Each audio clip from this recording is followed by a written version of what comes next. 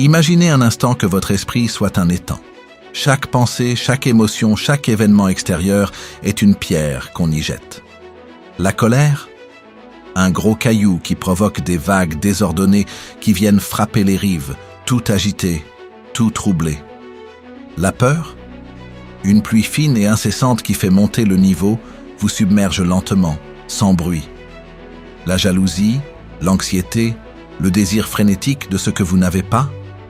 Autant de pierres qui s'accumulent au fond, qui remuent la vase et transforment l'eau claire en un brouillard opaque où vous ne voyez plus rien, surtout pas votre propre reflet.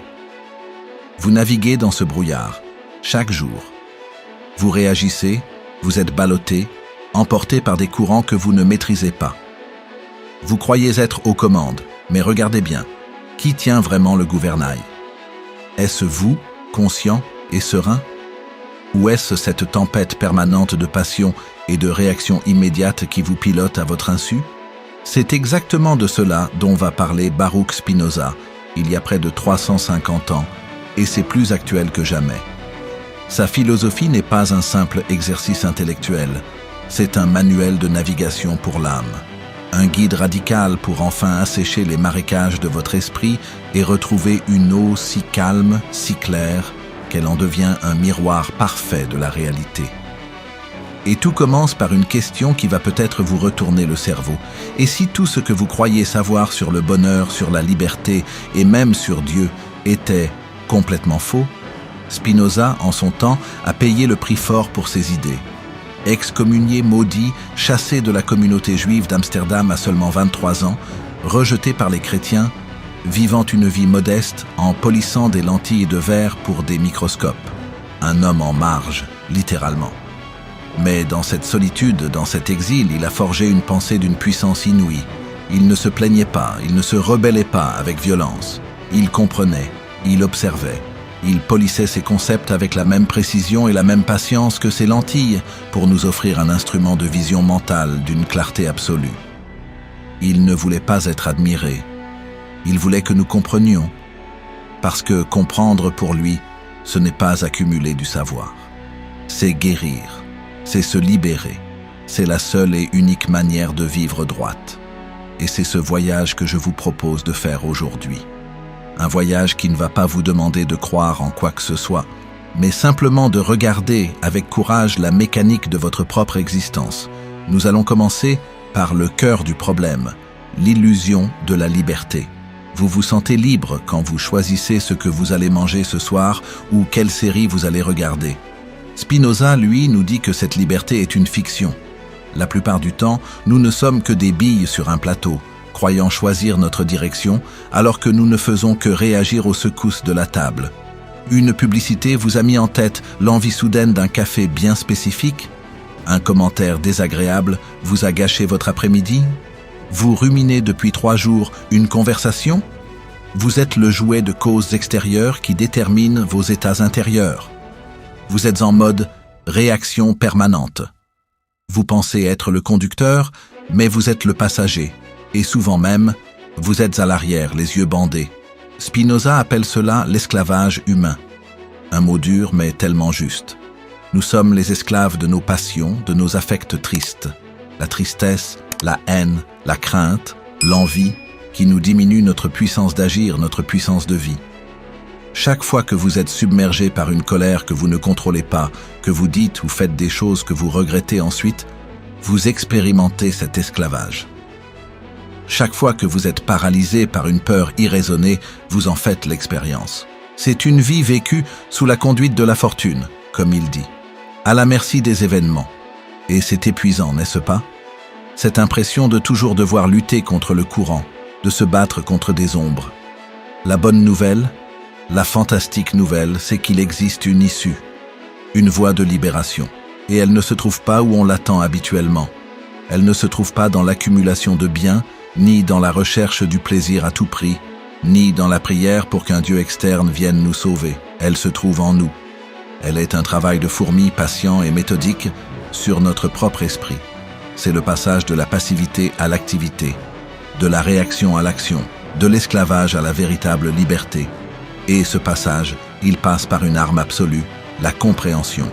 comprendre pourquoi vous êtes triste, comprendre les causes de votre colère, comprendre la mécanique de votre envie, comprendre que vous n'êtes pas votre colère, vous n'êtes pas votre tristesse. Vous expérimentez de la colère, vous expérimentez de la tristesse, et cette nuance, cette simple petite nuance, change absolument tout. C'est la première clé. C'est le premier pas sur le chemin de la droite manière de vivre. Et je vous pose la question, là, maintenant, à quel point, ces derniers temps, avez-vous senti que vous étiez le pilote de votre vie et à quel point avez-vous eu l'impression de simplement réagir au monde qui vous entoure? Dites-le moi dans les commentaires, j'ai vraiment hâte de vous lire et de savoir d'où vous me regardez. Votre témoignage est précieux. Vous vous souvenez de l'étang? De ces eaux troublées par toutes les pierres qu'on lui lance? Spinoza ne nous laisse pas simplement constater ce chaos. Il nous tend une perche. La première perche, c'est de comprendre le mécanisme qui nous enchaîne. Il l'appelle le régime des passions. Imaginez que vous êtes un instrument de musique, une harpe par exemple. Normalement, vous devriez pouvoir jouer une mélodie harmonieuse, celle de votre vie. Mais voilà, vous êtes placé dans un couloir très venté. Le vent, ce sont les événements extérieurs, les autres, le monde, et chaque souffle de vent fait vibrer une corde de votre harpe de manière désordonnée. Un compliment, une petite brise qui fait frémir la corde de la joie. Une critique, un coup de vent violent qui fait gronder la corde de la tristesse ou de la colère. Vous n'êtes plus musicien, vous n'êtes plus que l'instrument qui subit la météo émotionnelle, vous êtes passif. Votre puissance de vie, votre capacité à agir est comme diminuée, confisquée par ces causes extérieures. C'est ça, une passion. Ce n'est pas juste une émotion forte. C'est une émotion qui vous submerge et vous diminue. Spinoza va encore plus loin et c'est là que ça devient fascinant. Il dit que nous aimons cet esclavage. Nous nous y accrochons. Parce que ces passions, elles nous donnent l'illusion de vivre intensément. Et surtout, elles nous dispensent de la plus grande peur, celle de regarder en face notre propre impuissance. Prenons une anecdote, quelque chose que vous avez sans doute vécu. Vous êtes au travail, vous avez rendu un projet important. Votre patron passe sans un regard, sans un mot. Immédiatement, la machine infernale se met en marche. La corde de l'anxiété se met à vibrer furieusement. Il ne m'a pas parlé, donc il n'a pas aimé. Donc je suis nul. Donc je vais peut-être être rétrogradé. Oh mon Dieu, et mon crédit, et l'école des enfants. En quelques secondes, vous avez construit un scénario catastrophe. Vous êtes passif, ballotté par cette angoisse. Mais voici le piège. Vous allez peut-être appeler un collègue pour vous plaindre, ruminer pendant des heures, chercher désespérément un signe de reconnaissance. Vous êtes dans l'action, mais dans une action réactive, dictée par la passion triste. Elle vous donne un but immédiat, calmer cette anxiété. Et donc, vous vous cramponnez à ce scénario car il donne un sens, même négatif, à votre malaise. C'est un cercle vicieux parfait. Comme le dit si bien le proverbe, mieux vaut faire face au danger une fois que d'être dans la peur perpétuelle. Mais nous choisissons souvent la peur perpétuelle car elle est familière. Alors, quelle est l'alternative? Comment passer de la passivité à l'activité? Comment reprendre la main sur la harpe? La réponse de Spinoza est à la fois simple d'énoncer et d'une difficulté redoutable. Il faut devenir cause adéquate de ses actions. Concrètement, cela signifie agir à partir de votre propre nature, de votre essence, et non plus réagir à une cause extérieure. Reprenons l'anecdote du patron. La réaction passionnelle, c'est la spirale anxieuse. L'action libre, ça serait quoi? Ça commencerait par une chose, comprendre. Se poser et utiliser ce que Spinoza appelle la raison. Non pas la raison froide et calculatrice, mais la faculté de voir les choses telles qu'elles sont, dans leur nécessité. La raison ici, c'est de se dire « D'accord, je ressens de l'anxiété. C'est un fait. Mais quelle en est la cause réelle? La cause, ce n'est pas « mon patron est méchant » ou « je suis nul ». La cause, c'est « il ne m'a pas adressé la parole ». Point. Ensuite, on active la raison pour analyser froidement les possibilités. 1. Peut-être qu'il était pressé. 2. Peut-être qu'il n'a simplement pas encore lu mon rapport. 3. Peut-être qu'il a des soucis personnels. 4. Peut-être effectivement qu'il n'a pas aimé, mais en quoi est-ce une fin du monde? Qu'est-ce que ça dit objectivement de moi? De lui. En faisant cela, vous ne niez pas l'émotion, vous ne la refoulez pas, vous l'observez. Vous en cherchez les causes réelles. Vous passez du statut de patient, celui qui subit, à celui d'agent, celui qui enquête. Vous reprenez du pouvoir. La passion triste qui vous diminuait se transforme en une idée claire. Elle perd son pouvoir toxique. Vous n'êtes plus la harpe qui subit le vent. Vous devenez le harpiste qui, conscient du vent, ajuste sa position et continue de jouer sa mélodie. C'est le premier pas immense vers la liberté. Et cela demande un entraînement de chaque instant, un effort. Spinoza appelle cela le conatus. L'effort pour persévérer dans son être, pour augmenter sa puissance d'agir. Cet effort, le sentez-vous en vous? Cette petite voix qui, même dans la tempête, cherche une prise, un morceau de vérité pour ne pas sombrer? Maintenant, attaquons-nous à l'obstacle le plus massif, le mur contre lequel se brisent la plupart de nos tentatives pour vivre mieux. Spinoza l'appelle l'empire de la superstition. Mais attention, ne voyez pas ici seulement les religions ou les horoscopes. La superstition, pour Spinoza, est bien plus vaste et bien plus insidieuse. C'est tout récit, toute croyance qui nous fait voir le monde comme le résultat capricieux de volontés inexplicables, comme un jeu de forces mystérieuses dont nous serions les jouets. C'est croire que le patron qui ne vous a pas salué l'a fait exprès, qu'il vous en veut personnellement, qu'il y a une intention cachée derrière son geste. C'est croire que la malchance vous poursuit, que le destin s'acharne, ou à l'inverse, que la chance vous sourira sans raison. C'est ce mode de pensée magique, infantile, qui attribue une âme et une volonté à tout ce qui nous arrive. Et c'est le terreau parfait pour toutes les passions tristes, la peur de déplaire à ses forces, l'espoir naïf de les apaiser, la colère contre elles. Spinoza, le polisseur de lentilles, nous propose un outil radical pour briser cet empire, la vision causale. Imaginez que vous marchiez dans une forêt de nuit avec une lampe torche qui n'éclaire qu'1 mètre devant vous. Chaque ombre devient une menace potentielle, chaque bruit est inquiétant. Vous êtes dans un état de peur permanent, de superstition. La vision causale, c'est allumer les projecteurs géants qui illuminent toute la forêt d'un coup. Soudain, vous voyez les sentiers, les racines, les animaux qui fuient. L'ombre menaçante n'était qu'un buisson, le bruit inquiétant, une branche qui tombe. Il n'y a plus de magie, plus de mystère. Il n'y a que de la nature, et des causes et des effets qui s'enchaînent avec une nécessité implacable. Comprendre, c'est allumer ces projecteurs. Comprendre pourquoi le buisson fait cette ombre, pourquoi la branche est tombée. Comprendre, c'est dissoudre la peur. Spinoza nous dit « Ne pas railler, ne pas déplorer, ne pas maudire, mais comprendre ». Cette phrase est un mantra de libération. Se plaindre, se moquer, blâmer, ce sont des réactions de superstition qui présupposent un monde injuste ou moqueur. Comprendre, c'est reprendre le contrôle en cherchant la chaîne des causes. Prenons un exemple concret douloureux que beaucoup ont vécu, une rupture amoureuse soudaine. La réaction superstitieuse est dévastatrice. C'est la tempête parfaite. On se dit, pourquoi moi ? Qu'est-ce que j'ai fait pour mériter ça ? Le destin est cruel. Elle, il est méchant. Je ne trouverai jamais personne. On attribue des intentions malveillantes à l'ex, au destin. On se raconte une histoire où l'on est la victime d'une injustice cosmique. On est dans la plainte, la malédiction. On est dans la nuit noire de la forêt avec sa petite lampe torche. Maintenant, allumons les projecteurs. La vision causale. Comprendre.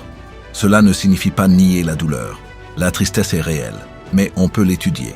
On se pose et on cherche les causes froidement, comme un détective. 1.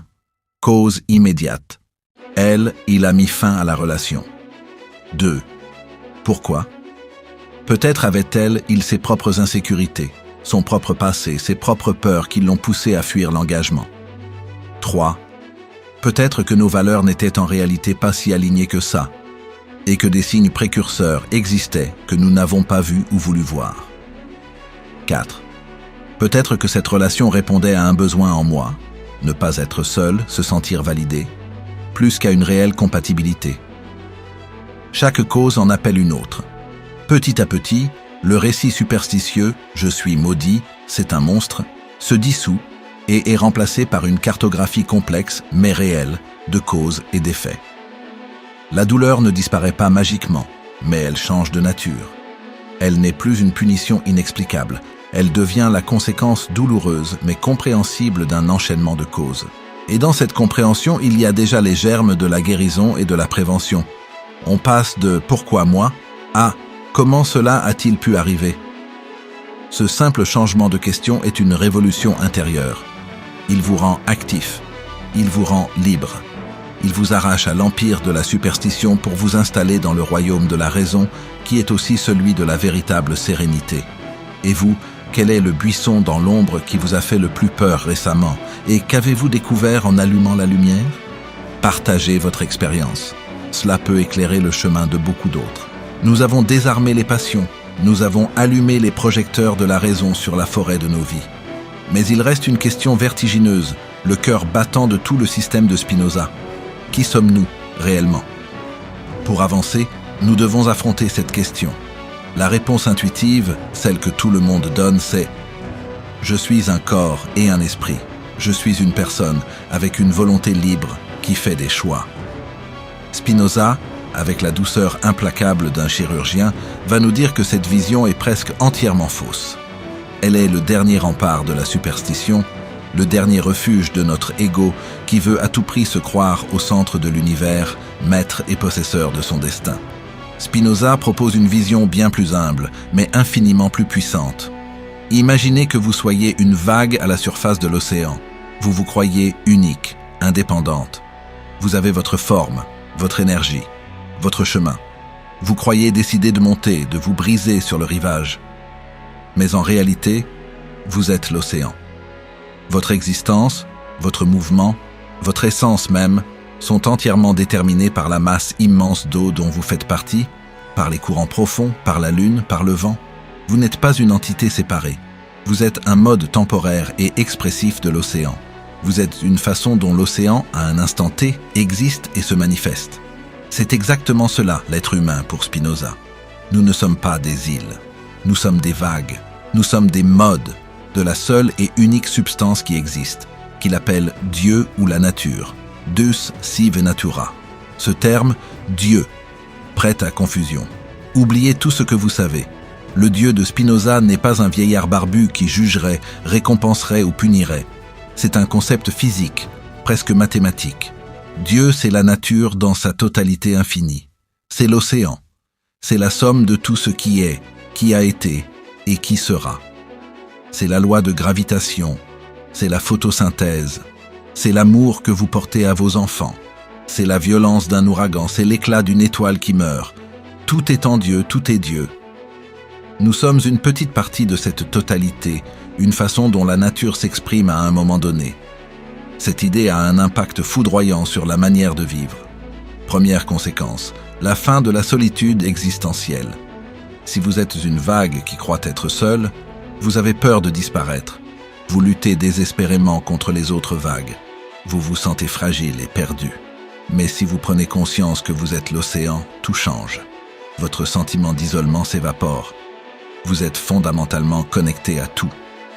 Le papillon au Brésil, la galaxie d'Andromède. La personne à côté de vous dans le métro, vous partagez la même substance. Vous êtes des expressions différentes de la même réalité éternelle. Vous n'êtes plus jamais seul.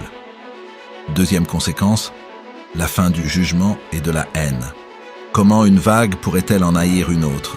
Elles sont faites de la même eau. Comment pourrions-nous haïr quelqu'un, aussi odieux soit son comportement, si nous comprenons que lui aussi est un mode de la nature, déterminé par une infinité de causes, son éducation, ses gènes, ses traumatismes, sur lesquels il n'a pas eu plus de contrôle initial que vous sur le fait d'être né où vous êtes né. Cela ne signifie pas excuser les actions nuisibles ou ne pas les combattre. Cela signifie cesser de haïr l'être de la personne pour combattre ses actions, avec clarté et sans poison intérieur. La haine, dit Spinoza, est une passion triste qui naît toujours d'une idée inadéquate, d'une incompréhension de la nature de l'autre et de soi-même. Troisième conséquence, la plus libératrice, la fin de la peur de la mort. Si vous n'êtes qu'une vague temporaire, que se passe-t-il quand vous vous brisez sur le rivage? Vous cessez d'exister en tant que vague. Mais l'eau qui vous composait ne disparaît pas. Elle retourne à l'océan. Elle devient vapeur, nuage, pluie, une nouvelle vague. Votre forme consciente et individuelle disparaît, c'est certain. Mais votre substance, elle, est éternelle. Elle fait partie du tout depuis toujours et pour toujours. La mort n'est donc pas une annihilation, mais une transformation, une restitution. Comme le dit si bien le proverbe stoïcien que Spinoza aurait pu faire sien, « La mort n'est rien pour nous. Quand nous sommes, la mort n'est pas là, et quand la mort est là, nous ne sommes plus. » Comprendre cela, le sentir vraiment, ce n'est pas se donner une raison de mourir, c'est se donner une raison incroyable de vivre sans l'angoisse qui ronge, sans cette épée de Damoclès permanente, de vivre pleinement, joyeusement, en tant qu'expression unique et momentanée de l'éternité. Cela change tout, n'est-ce pas? Cela change le poids de chaque chose. Cela rend la vie plus précieuse, mais aussi plus légère. Vous n'êtes pas une erreur de parcours dans un univers hostile. Vous êtes la façon dont l'univers, ici et maintenant, prend conscience de lui-même. Alors, dites-moi, est-ce que cette idée résonne en vous? Est-ce qu'elle vous effraie ou est-ce qu'elle vous apaise? Lâchez un commentaire. J'ai vraiment hâte de savoir ce que vous inspire cette vision de l'existence. Maintenant que nous savons qui nous sommes, des expressions temporaires de la nature elle-même, une question pratique et urgente se pose. Comment incarner cela au quotidien? Comment passer de la théorie vertigineuse à une pratique qui transforme concrètement notre vie de tous les jours? Car comprendre intellectuellement qu'on est une vague dans l'océan est une chose. Le sentir dans sa chair, au moment où votre boss vous crie dessus, où votre enfant fait une crise, ou où vous êtes coincé dans un embouteillage, en est une autre. Spinoza ne nous abandonne pas avec ce concept. Il nous offre une boussole, un objectif suprême qui doit guider chacune de nos actions. Chercher ce qui est utile pour augmenter notre puissance d'agir. Non pas ce qui est utile pour notre ego, notre compte en banque ou notre plaisir immédiat, mais ce qui est utile pour notre essence même, pour notre nature profonde en tant que partie de Dieu. Mais comment reconnaître ce qui est vraiment utile? Comment distinguer le vrai bien du faux bien? Spinoza nous donne un critère d'une simplicité géniale, un feeling interne qui ne trompe pas, la joie. Attention, pas la joie bruyante et fugace du divertissement, de l'ivresse ou de l'achat compulsif. Spinoza parle de la joie, avec un grand J, comme d'un affect actif. C'est le sentiment profond, calme et durable qui accompagne nécessairement le passage à une perfection plus grande. C'est la sensation que votre puissance d'agir, votre capacité à comprendre et à être cause de vos actions augmente.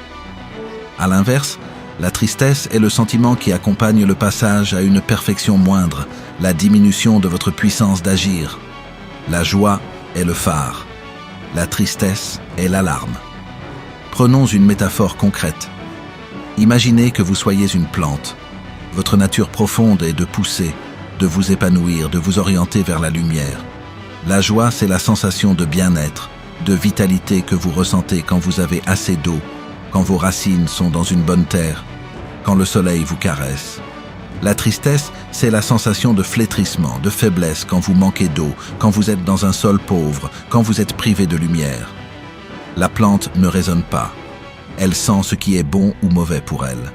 Nous avons perdu cette sensation à force de bruit, de passion, de superstition. Le projet spinoziste est de la retrouver. De redevenir cette plante qui sait intuitivement où est sa lumière. Appliquons cela à une situation moderne et anxiogène, les réseaux sociaux. Scroller pendant 1 heure. Que se passe-t-il? Vous passez par des micro-joies, un like, un commentaire gentil, et des micro-tristesses. Une comparaison, une polémique stérile, une info anxiogène. À la fin, que ressentez-vous vraiment en profondeur? La plupart du temps, une grande fatigue, une sensation de vide, une agitation stérile. C'est la tristesse au sens spinoziste. Votre puissance d'agir a été diminuée. Vous êtes passif, vous avez été ballotté par un flux d'affects extérieurs. Vous avez nourri votre ego, mais pas votre essence. Maintenant, imaginez que vous ayez passé cette même heure à lire un livre qui vous passionne, à marcher en forêt en pleine conscience, ou à avoir une conversation profonde avec un ami. Le sentiment de fin de session est radicalement différent. Vous vous sentez plein, calme, recentré, plus fort. c'est la joie. Votre puissance de comprendre et d'agir a augmenté. Vous avez été actif. Le but n'est pas de devenir ascète et de tout fuir. C'est de développer ce sens interne du navigateur qui vous permet de sentir, presque physiquement, si une action, une relation, une pensée vous rapproche de votre lumière ou vous en éloigne. C'est un entraînement constant. Avant de vous lancer dans une activité, demandez-vous: est-ce que cela va m'augmenter ou me diminuer? Après, faites le bilan. Est-ce que je me sens plus joyeux, au sens spinozien, ou plus triste? Petit à petit, vous ferez des choix de plus en plus alignés avec votre nature profonde. Vous irez vers les gens, les activités, les pensées qui vous font du bien au sens le plus profond et le plus vrai du terme.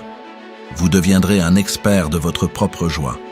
Et c'est ça, le secret ultime de la droite manière de vivre. Alors, faites-le maintenant, cet audit. Quelle activité récente vous a procuré une véritable joie spinoziste? Et laquelle vous a vidé? Partagez vos découvertes en commentaire, cela pourrait illuminer le chemin de quelqu'un d'autre. Nous avons notre boussole, chercher la joie qui augmente. Nous avons notre objectif, comprendre pour être libre. Mais il reste un dernier bastion à conquérir, le plus intime, le plus résistant, notre rapport aux autres. Car nous ne vivons pas en vase clos. Nous sommes immergés dans une mer humaine, constamment affectés par les humeurs, les actions et les désirs de ceux qui nous entourent. Et c'est ici que la philosophie de Spinoza révèle sa sagesse pratique la plus profonde, et peut-être sa plus grande difficulté. Spinoza le sait, l'homme est un Dieu pour l'homme. Il peut être la cause de nos plus grandes joies, mais il est aussi un loup pour l'homme, la source de nos plus profonds tourments. Alors, comment naviguer cela sans fuir le monde, sans devenir misanthrope, tout en restant fidèle à notre quête de liberté intérieure? La réponse de Spinoza est à contre-courant de notre intuition première. Lorsque quelqu'un nous nuit, nous offense, nous irrite, notre réaction immédiate est soit la contre-attaque, la colère, soit la fuite, la rancœur, l'évitement. Deux passions tristes qui nous diminuent. Spinoza nous propose une troisième voie, si vertigineuse qu'elle semble presque surhumaine. Comprendre l'offense et l'offenseur dans l'ordre de la nature. Cela ne signifie pas se laisser marcher sur les pieds ou excuser l'inexcusable. Cela signifie désamorcer le poison émotionnel en comprenant la mécanique de l'action. Reprenons l'exemple du patron qui vous crie dessus injustement. La réaction passionnelle est la colère. Quel connard! Ou la peur, je vais perdre mon job. La réaction libre, spinoziste, consiste à faire un effort de raison pour voir la scène non pas comme une agression personnelle, mais comme un phénomène naturel. Cet homme est en proie à une colère intense. Cette colère est le résultat de causes qui le dépassent, peut-être la pression de ses supérieurs, peut-être des problèmes dans sa vie privée, peut-être une incapacité à gérer son stress. Son jugement est obscurci par cette passion. Il n'est pas pleinement cause de ses actions en ce moment, il est agi par sa propre tristesse.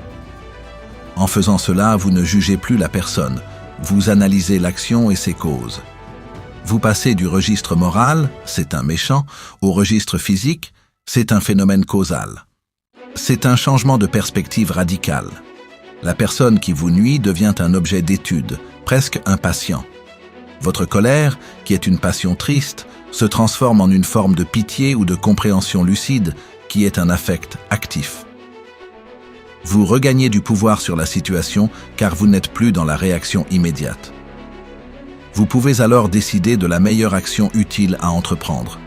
Restez calme, argumentez avec raison plus tard, ou même, si la situation est toxique, préparez votre départ.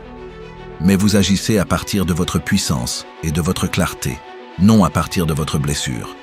C'est ça la vraie force. Le proverbe le dit bien, la plus grande vengeance, c'est le mépris. Mais chez Spinoza, ce n'est même pas du mépris, c'est de la clarté. C'est voir l'autre tel qu'il est, un être déterminé, souvent enchaîné par ses propres passions, et donc, en un sens, pas vraiment libre. Cela ne le rend pas sympathique, mais cela le rend compréhensible. Et cette compréhension vous libère vous. À l'inverse, pour les relations positives, Spinoza nous encourage à une chose, chercher la communauté des hommes raisonnables. Non pas des intellectuels, mais des gens qui, comme vous, cherchent à comprendre, à agir plutôt qu'à réagir, à augmenter leur puissance sans diminuer celle des autres. Ces relations sont le plus grand bien qui nous soit accessible, car contrairement aux biens matériels qui sont rivaux, si je mange le gâteau, vous ne pouvez pas le manger, la connaissance et la joie se multiplient quand on les partage. Comprendre avec un autre, c'est comprendre mieux. Se réjouir avec un autre, c'est une joie décuplée. Ces relations, fondées sur la raison et un désir commun de bienveillance, sont les seules qui nous augmentent véritablement et durablement. Elles sont le carburant de la vie droite. Elles sont le contraire de la foule superstitieuse et passionnelle. Elles forment une communauté libre. Alors, je vous pose la question peut-être la plus importante. Dans votre entourage, qui sont les personnes qui vous élèvent, qui vous rendent plus lucide et plus joyeux après les avoir vus? Et à l'inverse, qui vous draine votre énergie? Prenez-en conscience. Choisissez vos fréquentations comme un jardinier choisit le terreau pour ses plantes les plus précieuses. C'est un choix fondamental pour votre liberté. Et n'hésitez pas à partager en commentaire ce qui, pour vous, définit une relation utile et joyeuse. Votre insight est précieux. Nous voici à un carrefour crucial. Vous avez maintenant en main toutes les cartes. Vous savez que vous n'êtes pas le pilote illusoire de votre vie, mais une expression de la nature. Vous savez que votre boussole est la joie qui augmente votre puissance d'agir.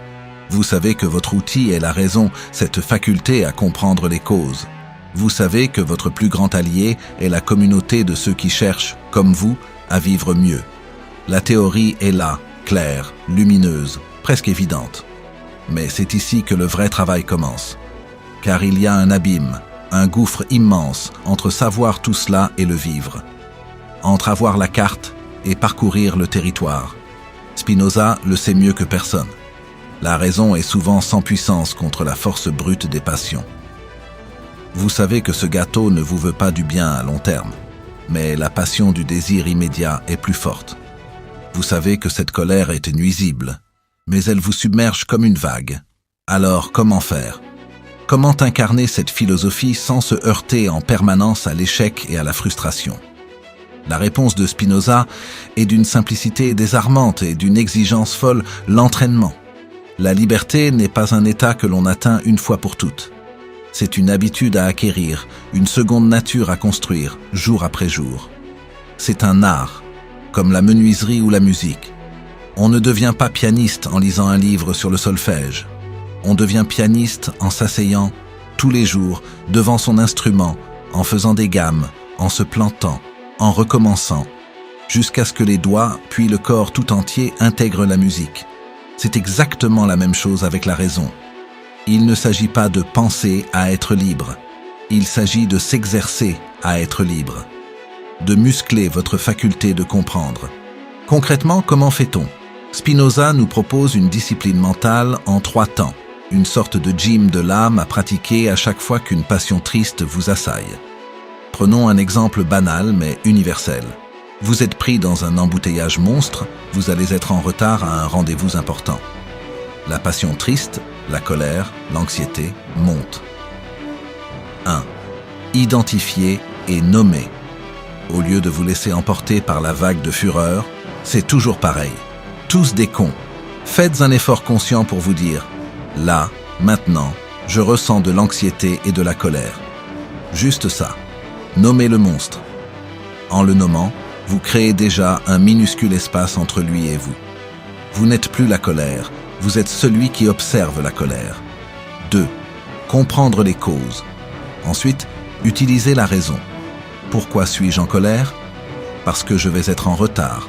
Et pourquoi être en retard est-il un problème? Parce que cela pourrait avoir des conséquences négatives. Mon interlocuteur sera fâché. Je vais rater une partie de la réunion. Analysez froidement la chaîne causale. Puis, élargissez le regard. Quelle est la cause de cet embouteillage? Un accident? Des travaux? C'est un phénomène qui a des causes indépendantes de toute volonté de vous nuire.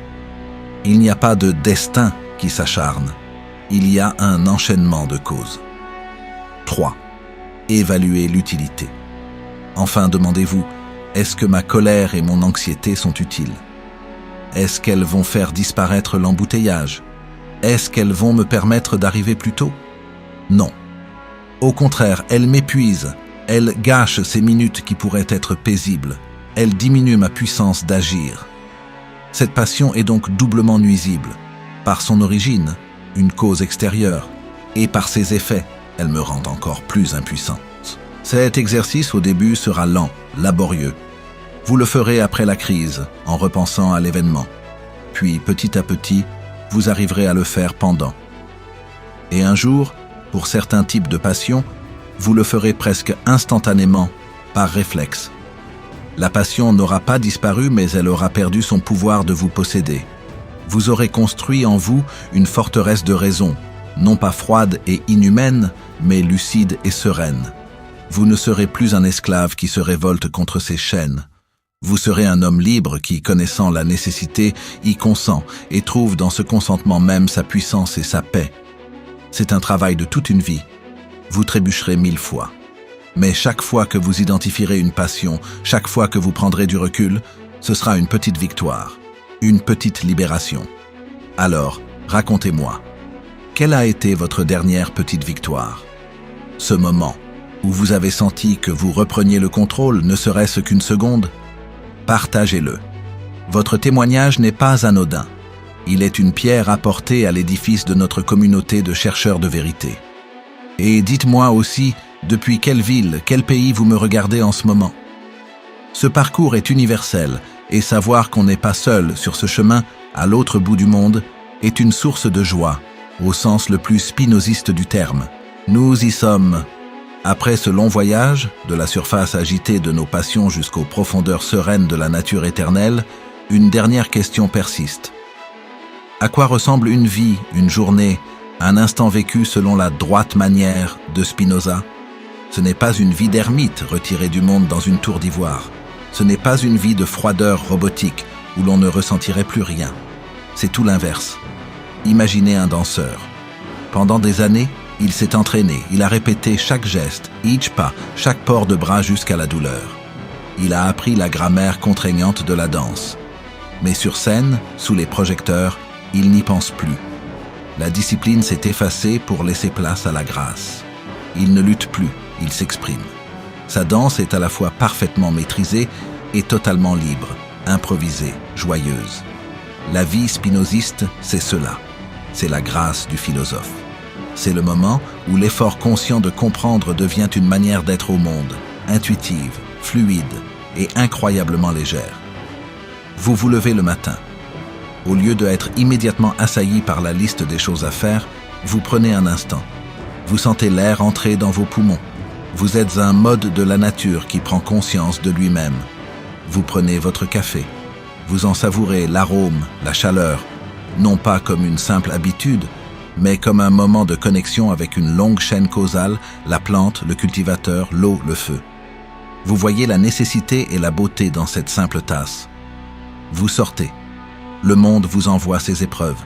Les transports sont en retard. Un collègue est désagréable. Une mauvaise nouvelle arrive. Mais au lieu de la tempête immédiate, il se passe autre chose. Presque automatiquement, votre esprit se met en mode observation causale. Tiens, voici une obstruction. Quelles en sont les causes? En quoi ma colère est-elle utile? Ce n'est pas une lutte, c'est un réflexe de lucidité. Et dans cet espace que vous créez, vous choisissez votre réponse. Parfois, ce sera l'action ferme, parfois ce sera le lâcher-prise. Mais ce sera votre choix, actif, et non une réaction passive. Et puis il y a les moments de grâce pure. Marcher dans un parc et sentir, vraiment sentir, que le vert des arbres et le battement de votre cœur sont faits de la même substance éternelle. Regardez votre enfant jouer et comprendre que son rire est une joie absolue, une augmentation pure de la puissance de vivre, et que cette joie devient votre propre joie, sans jalousie, sans peur de l'avenir, juste dans l'éternel présent. Ces moments de fusion joyeuse avec le tout, où la frontière entre vous et le monde s'estompe, sont les sommets de la vie spinoziste. Ce ne sont pas des états mystiques inaccessibles, ce sont les récompenses concrètes du travail de toute une vie sur soi. C'est la joie suprême qui n'est autre que l'amour intellectuel de Dieu, cet amour lucide et reconnaissant pour l'ordre sublime du monde dont nous sommes une partie infinitésimale, mais essentielle. Alors, voici la conclusion de tout cela. Le message ultime que Spinoza nous murmure à travers les siècles. Vous êtes déjà libre. La liberté n'est pas un lieu où l'on arrive. C'est une direction dans laquelle on marche. C'est le choix, à chaque instant, de comprendre plutôt que de maudire, d'aimer plutôt que de haïr, de construire plutôt que de détruire. C'est accepter que nous serons toujours, en partie, des vagues ballottées par l'océan, mais que nous pouvons aussi, de plus en plus souvent, être l'océan conscient de lui-même, dans sa vastitude et sa tranquillité immuable. Votre vie n'attend pas une révolution extérieure. Elle attend que vous lui donniez votre consentement éclairé, votre oui lucide à ce qui est. Dans ce oui réside une puissance et une paix que rien ni personne ne pourra jamais vous enlever. Si cette vidéo vous a parlé, pensez à vous abonner, à laisser un pouce bleu. Ça me fait vraiment plaisir et ça m'aide beaucoup. N'hésitez pas aussi à la partager autour de vous, quelqu'un en a peut-être besoin. Et sachez qu'il y a déjà plein d'autres vidéos sur la chaîne qui pourraient vous aider. Vous en trouverez juste ici ou dans la description. Merci. Merci pour votre attention, pour votre temps, pour votre désir de comprendre. Ce n'était pas un cours, c'était une invitation. Une invitation à danser, avec grâce, la danse de votre propre existence. La musique est déjà en vous, il ne tient qu'à vous de l'entendre.